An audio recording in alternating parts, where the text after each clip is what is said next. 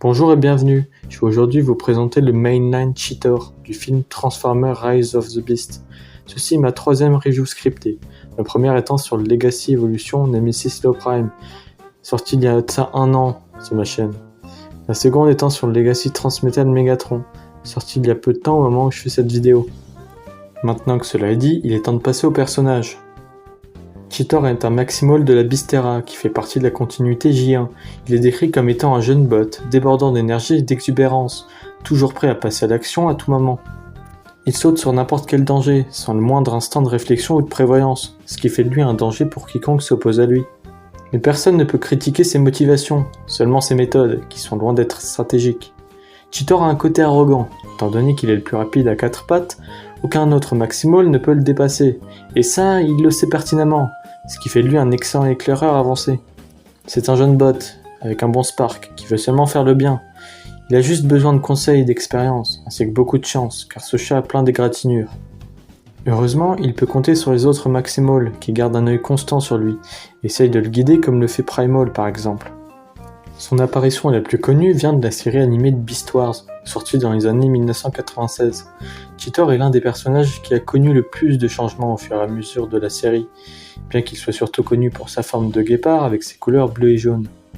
Cela le renda très vite apprécié du public ainsi que des fans. C'est aussi grâce à son caractère imprudent qui a bien aidé à sa popularité, Cheetor étant représenté comme le second Bumblebee de la franchise.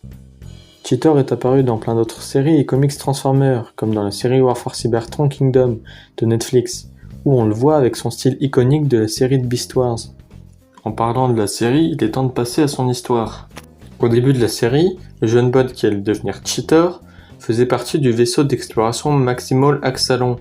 Au cours d'une mission, le vaisseau fut dévié de sa trajectoire afin de poursuivre Megatron ainsi qu'un autre groupe de Predacons qui avait volé un disque d'or et fui Cybertron à bord d'un autre vaisseau. Après une poursuite à travers le temps, les deux camps s'écrasèrent sur une mystérieuse planète remplie avec d'abondantes réserves d'énergon.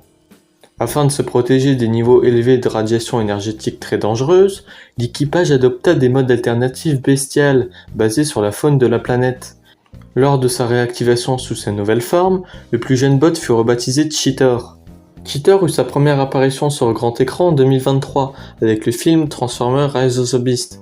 Bien que ses apparitions dans celui-ci furent minces, cela ne l'a pas empêché d'avoir plusieurs figurines, comme dans la gamme Studio Series ainsi que dans la gamme Mainline du film, celle dont je vais parler aujourd'hui. Je comptais vous présenter la boîte après m'être rappelé de l'avoir jetée il y a quelques temps de ça au moment où je fais cette vidéo. Je vais donc vous la présenter avec des photos.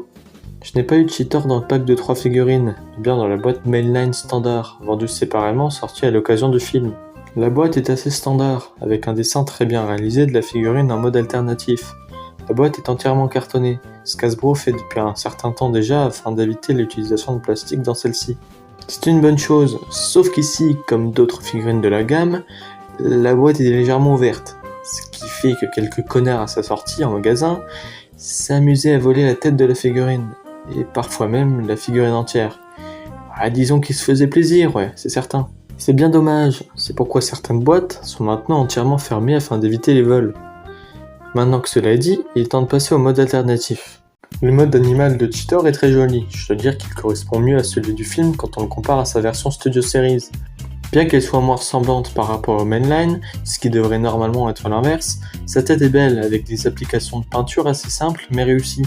Son logo Maximol se retrouve aussi sur la tête, c'est un peu étrange quand on le voit dans ce mode. Mais c'est surtout pour le mode robot. J'aime beaucoup sa forme animale avec cette allure qui correspond parfaitement au personnage. Il est rapide et ça se sent. Je trouve juste ça dommage qu'on retrouve un autre type de jaune sur la figurine.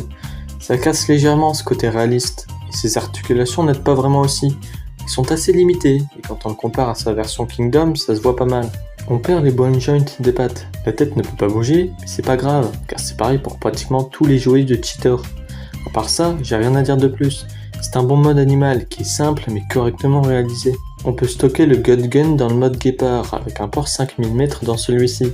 C'est super d'avoir cette possibilité de rangement des armes, surtout pour un mainline. Je ne l'ai pas mentionné précédemment, mais Cheetor vient avec son fameux Gut Gun et sa queue peut faire office de lame en repliant son extrémité, dévoilant une belle application de peinture argentée. Cheetor a une transformation assez proche de ses autres figurines. Surtout du Kingdom, car on peut pas vraiment réinventer une transformation aussi basique. Il lui reprend surtout les étapes des jambes qui s'ouvrent afin d'avoir assez d'espace pour les retourner et sortir les pieds. Le reste est assez simple, la queue s'enlève, les bras sortent du ventre, les pattes avant passent dans son dos et la tête de guépard forme son torse.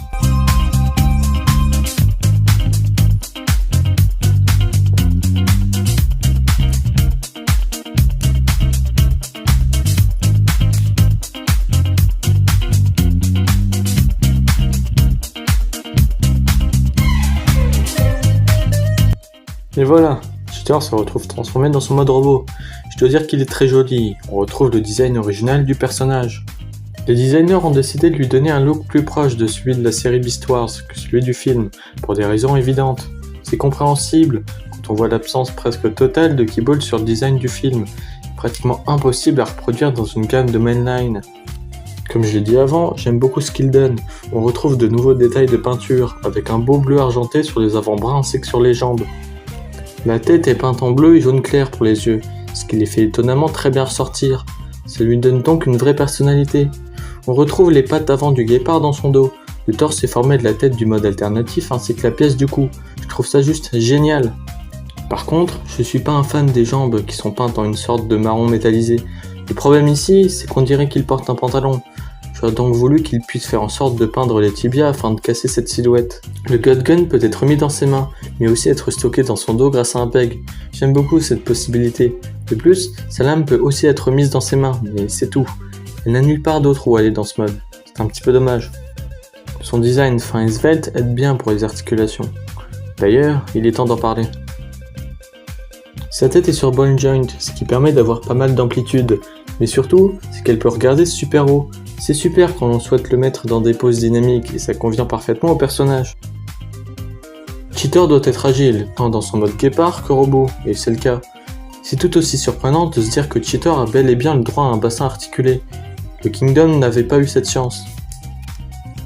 Sinon, le reste de ses articulations sont assez basiques pour un mainline, avec d'autres bone joints aux épaules, aux jambes ainsi qu'aux mains. C'est pas une mauvaise chose, puis c'est sûrement fait pour respecter les contraintes de production de la figurine. Le reste est tout aussi simple, avec de bonnes amplitudes qui sont suffisamment bien quant à son design. Maintenant, passons à la comparaison. Cheetor rend bien avec le reste des figurines mainline. J'ai pas grand chose à dire de plus là-dessus, juste qu'il est bien avec le reste des Maximals. Pareil avec les Autobots. On peut faire des photos très sympas avec quelques membres de l'équipe. En conclusion, c'est une bonne figurine qui casse pas trois pattes à un canard. C'est simple, articulé et très satisfaisant à manipuler en main. Je vous le conseille fortement. J'ai acheté le mien il y a quelques mois de ça sur Amazon pour une vingtaine d'euros. Je suis pas sûr par contre que vous puissiez encore vous le procurer en magasin. Faut plus se pencher sur différents sites en ligne. Avant de finir cette vidéo, je voulais vous présenter quelques photos sur les différents détails de la figurine, car je trouvais ça sympa. Je l'ai pas mentionné avant, donc les voici.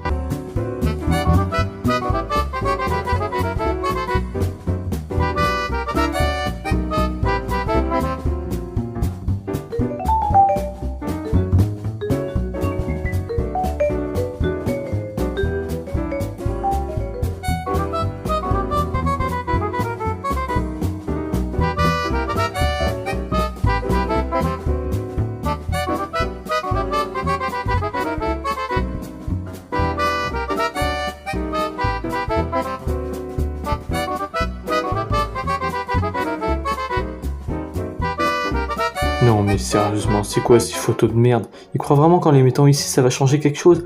Elles sont nulles à chier ces photos! Ce mec est vraiment paumé. Il croit vraiment que les gens aiment ces photos. Non mais franchement lui c'est... Waouh! Et puis c'est pas comme si ses 400 abonnés allaient lui dire « Oh bah c'est vraiment bien mec, bien joué! » Non, c'est éclaté au sol. Piou! Ouais bah, heureusement qu'il en fait pas son métier, parce qu'il serait vite fait au chômage celui-là. Quelle honte! Désolé hein, j'étais obligé de me présenter comme ça là, mais c'était nécessaire là. C'est plus possible. Bref, vous vous demandez peut-être qui je suis. Bien, c'est dur de l'admettre, mais je suis lui en plus beau, en plus intelligent et tout ce qui va avec. Je suis lui en mieux en fait, hein, tout simplement. Puis, bref, il me dégoûte ce gars. J'en reviens pas. Hein. C'est... Bref, je reviendrai si besoin. Hein. Allez, à plus les petites merdes. La vidéo a un peu bugué, je sais pas pourquoi, mais bref. Bon, je pense faire plus de reviews scriptées à l'avenir, car je trouve ça vraiment sympa et j'aime beaucoup les faire. Dites-moi en commentaire si vous aimez bien aussi. N'hésitez pas à vous abonner, à liker afin de me soutenir dans mon travail. Aussi, suivez-moi sur Instagram, je suis assez actif là-bas, et ça peut vous plaire. Sur ce, je vous laisse, et à la prochaine.